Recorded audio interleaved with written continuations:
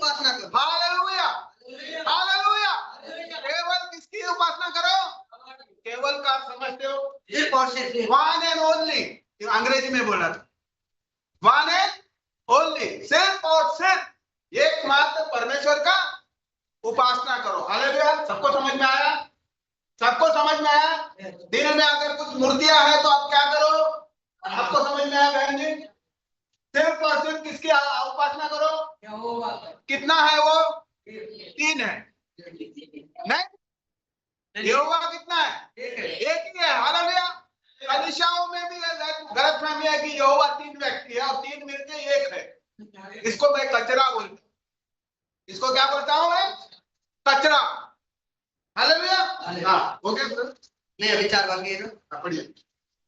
तब वह तुम्हें फिलिस्तीयों के हाथ से छुड़ाएगा। हाँ, तब इजरायलियों ने, अच्छा, तब क्या करेगा? जब तुम अपने इन देवी देवताओं को हटाओगे तब आपके गुलामी से भी हटाएगा। कौन सी गुलामी? मानसिक गुलामी, जो आप शारीरिक गुलामी भी चल रहा है, बराबर? आप उन धर्मों का कुछ रीति रिवाज भी कर रहा है ना, उनसे भी आजाद करेगा, तुम्हारे बीमारियों से आजाद करेगा, तुम्हारे गरीबी से आजाद करेगा। ये बात सच है बराबर जी? हाँ। तब जब उनका वचन को आदर करेगा तब। अब भाई आपको समझ में आया? आया समझ में? फिलिस्तीनियों से आजाद करेगा मतलब आज भी देख रहा है फिलिस्तीन इजराइल से लड़ रहा है। ये लड़ाई आज की नहीं है, बहुत पहले की है। अब उनको जलन हो रहा है क्योंकि परमेश्वर के लोग क्या कर रहे हैं? उन्नति कर रहे हैं, तो जलन हो रहा है उन्हें। क्या हो रहा है? जलन। तो हम भी जब उन्नति करते हैं तो लोग क्या कहते हैं? ये क्रिश्चियन लोग 1 किलो चावल देके लोगों को, तो आपको कितना किलो चावल दिया ब्रदर? कितना पैसा लिया? तो देखो कितना झूठ बोलते हैं। हम 1 किलो वाले हैं बोलते हैं, हम पैसा देके लोगों को फंसा रहे हैं। मुझे 1 रुपया नहीं मिला। मेरी माँ ने मुझे पूछा था, वो कैथलिक समाज से है, बेटा तुमको ये बात करने के लिए कितना पैसा मिला? तो माँ को क्या बोला मालूम है? मैंने गोवा में बोली, बिल्कुल बोला कहाँ मिलता है वो बता। क्योंकि मैं अभी भी चौल में रहता हूँ। क्या चौल में? उस समय भाड़े पे रहता था। मतलब अभी भी मैं भाड़े पे रह रहा, कहीं मिलता है तो मैं ले लूंगा और अपना घर बना दूंगा, लेकिन मानूंगा वही जो मैं मान रहा हूं, बराबर ना? पैसा मिलता है तो क्यों छोड़ू? क्या बोल रहे हैं आप लोग? पैसा मिल रहा है तो मैं क्यों छोड़ू? मुझे 1 रुपया नहीं मिला ना, तो मैंने रात को बोला, मैंने कभी भी किसी के सामने हाथ नहीं फैलाया। यानी कि हमारा परमेश्वर महान है। जैसा दाऊद ने कहा, मैंने विश्वासी को कभी भी हाथ फैलाते हुए नहीं देखा। मैं शून्य से यहाँ तक आया हूँ। ब्राह्मण ने मुझे शून्य बनाया था, मेरे पूर्वजों को शून्य बनाया था, वहां से मैं यहाँ तक आया। आमीन, हालेलुया, हालेलुया। तो परमेश्वर वादा पूरा करने वाला परमेश्वर है। वो हमको शारीरिक गुलामी, आत्मिक गुलामी, हर चीज से क्या करेगा? आजाद करेगा। हालेलुया। मुझे किया है। अब मैं, आप लोग सोचो आपका होना है कि नहीं होना है? हालेलुया। मुझे अंग्रेजी आती है और ब्राह्मण मुझे पढ़ने नहीं देता था, मेरे पूर्वजों को पढ़ने। आप लोगों को अंग्रेजी आती है? क्योंकि उन्हें मालूम है अंग्रेजी सीख जाएगा, उनके मुट्ठी से निकल जाएगा और उसकी गुलामी से आजाद हो जाएगा, तो वो पढ़ने नहीं दे रहा है। Hallelujah, hallelujah. भारत में उन्होंने स्कूल में अच्छा पाठशाला भी नहीं दिए गरीबों को। वो सरकारी इसमें जाओ और उधर ही चक्के पीसो, वो भी बंद कर रहे हैं। तो मेरी लड़की को मैंने अच्छा स्कूल में पढ़ाया। हाँ, और आज वो जर्मनी का कंपनी में काम करती है। लेकिन वो लोग क्या बोल रहे थे? हमको शुद्ध लोग किसी काम के नहीं है, ये तो अशुद्ध है, ये नीच है। हम आजाद हुए कि नहीं? मेरी लड़कियों को खास करके स्कूल नहीं जा सकते ना, कितने लोग को मालूम है बात? वो अपनी औरतों को पढ़ने नहीं देते थे। हाँ, उनका बात छोड़ो, हमारा ही पढ़ो। अच्छा, पढ़िए आगे बढ़िए। तब इजरायलियों ने बाल देवताओं और अस्तोरेत देवियों को दूर किया और केवल यहोवा ही की उपासना करने लगे। हालेलुया। तो इसका मतलब परमेश्वर के चुने हुए लोग इजिप्ट से जो बातें सीख के आए थे वो इजराइल के अंदर लेके आए और वहां भी देवी देवताओं का। लेकिन यहाँ पे बात सुन के क्या किया उन्होंने? उनको बदला। देवी देवता को उठा के फेंक के यहोवा की। हम भी मूर्ति पूजा नहीं था। देखते तो है, अभी भी मेरा घराना मूर्ति पूजा करता है। देखते तो है, लेकिन वापस सुधार में ले गया। हाँ, अभी भी मेरा घराना मूर्ति पूजा कर रहा है। लेकिन हमने क्या किया, हमने खरीद के भी लाया था मूर्तियां। मैंने मुंबई में जहां रह रहा था, मैंने खरीद के मैंने उठा के फेंक दिया। मैं स्वस्थ हूँ अभी, तभी बीमार रहता था। अब क्या हूँ, स्वस्थ हूँ मैं। हमने जवानी बीमारी में काटी। हालेलुया।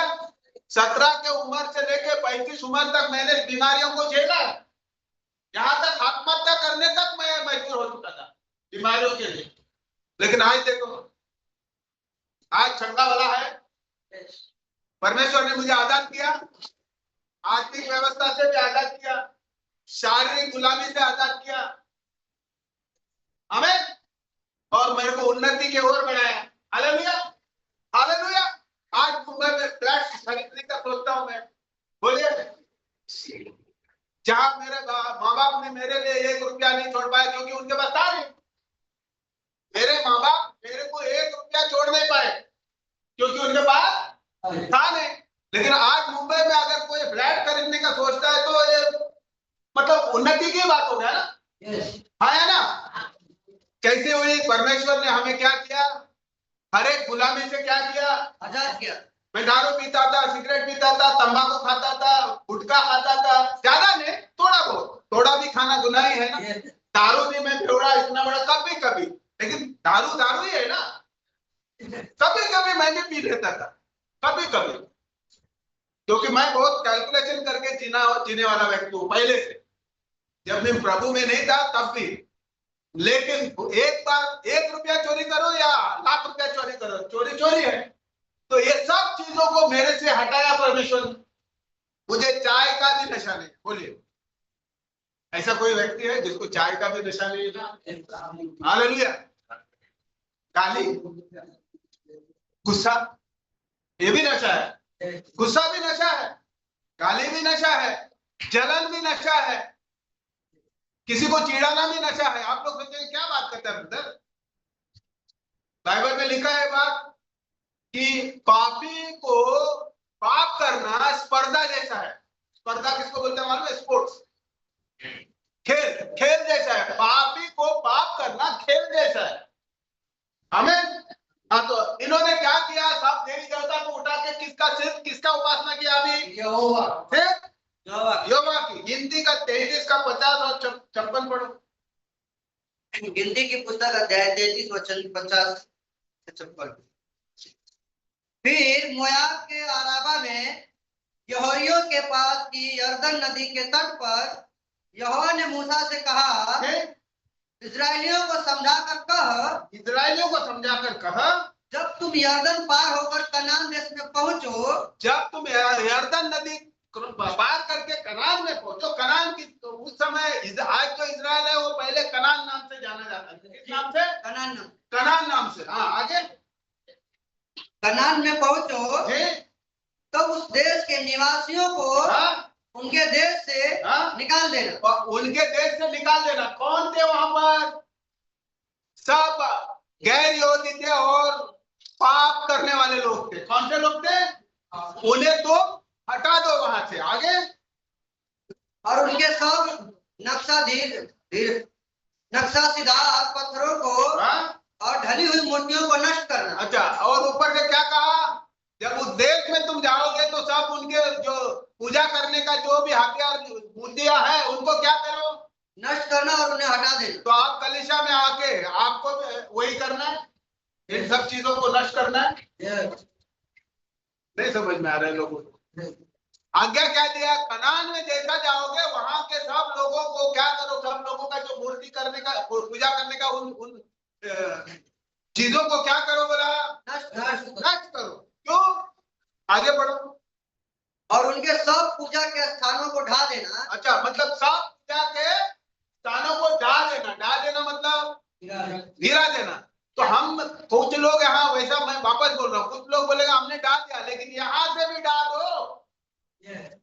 यहाँ से भी कभी यहाँ बाहर गिराया, लेकिन यहाँ नहीं गिराया तो वापस हम वहीं चले गए। इसीलिए हम डांडिया खेलते हुए देखते हैं लोग।